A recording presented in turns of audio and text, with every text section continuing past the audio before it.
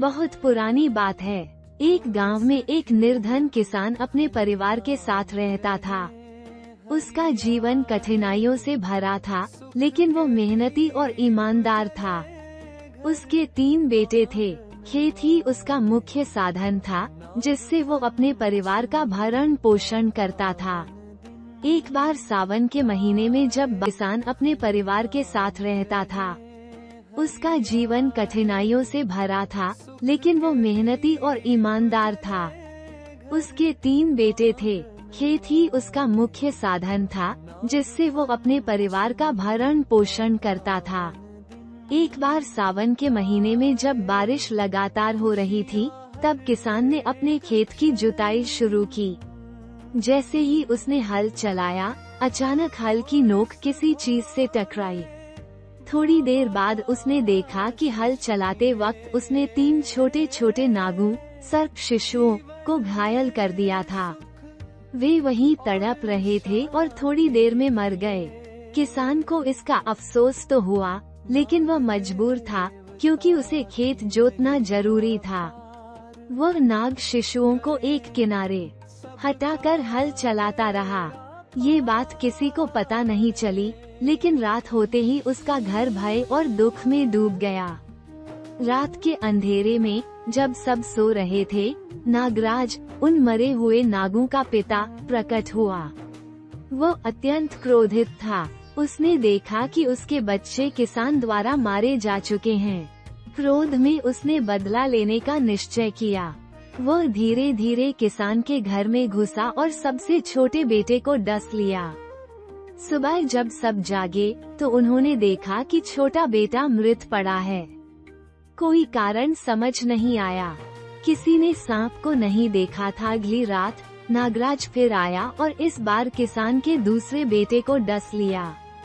अब गांव में डर का माहौल फैल गया। किसान बेहद दुखी था, लेकिन अब भी उसे समझ नहीं आया कि यह सब क्यों हो रहा है। तीसरी रात किसान की पत्नी ने अपने सबसे बड़े बेटे से कहा, "तू आज रात मत सोना, जागते रहना और देखना कि हमारे घर में मौत का कारण क्या है।" वो लड़का जागता रहा, छुपकर बैठा रहा और आधी रात के समय उसने देखा, एक विशाल, तेज चमकती आँखों वाला नाग उनके घर में घुसा। वो सीधे उसके पास आ रहा था। लड़का डर तो गया, लेकिन उसने हिम्मत नहीं खोई। वो हाथ जोड़कर नाग के सामने खड़ा हो गया और बोला, "हे नागराज, अगर मैं या मेरे परिवार ने कोई अपराध किया है, तो क्षमा करें। कृपया बताएं कि आपने मेरे भाइयों को क्यों मारा?" नागराज ने फुफकारते हुए कहा, "तुम्हारे पिता ने मेरे 3 पुत्रों को हल की नोक से मार डाला। वो अपराध क्षमा योग्य नहीं है। मैं बदला लेने आया हूँ।" लड़का तुरंत हाथ जोड़कर बोला, "पुस्तकें व साहित्य, हे नागराज, हमें आपका दुख समझ में आता है। यह अनजाने में हुआ अपराध था। हम आपके पुत्रों की आत्मा की शांति के लिए पूजा करेंगे, प्रायश्चित करेंगे। कृपया हमें क्षमा करें।" नागराज ने लड़के की नम्रता, समझदारी और विनम्रता देखी। उसका क्रोध शांत हुआ। उसने कहा, "तुम्हारे जैसे धर्मज्ञ और विनम्र पुत्र के कारण मैं तुम्हारे परिवार को क्षमा करता हूँ। लेकिन ध्यान रखना, प्रकृति और जीव जंतुओं के साथ संतुलन में रहना ही मनुष्य का धर्म है।" इसके बाद नागराज ने उन मरे हुए नागों का अंतिम संस्कार करवाने की बात कही। किसान और उसके परिवार ने अगले दिन पूरे विधि विधान से सर्प शांति और पूजा की। उन्होंने कच्चे दूध, चावल, कुशा और हल्दी से नाग देवताओं का पूजन किया। इस दिन को उन्होंने व्रत रखकर नागों को दूध चढ़ाया और वचन लिया कि हर साल इस दिन नागों की पूजा की जाएगी। इसी घटना के उपलक्ष्य में नाग पंचमी का पर्व आरंभ हुआ। लोक परंपराओं के अनुसार इस दिन खेतों में हल नहीं चलाया जाता, क्योंकि ऐसा माना जाता है कि जमीन के नीचे नागों के बिल होते हैं और उनकी शांति भंग हो सकती है।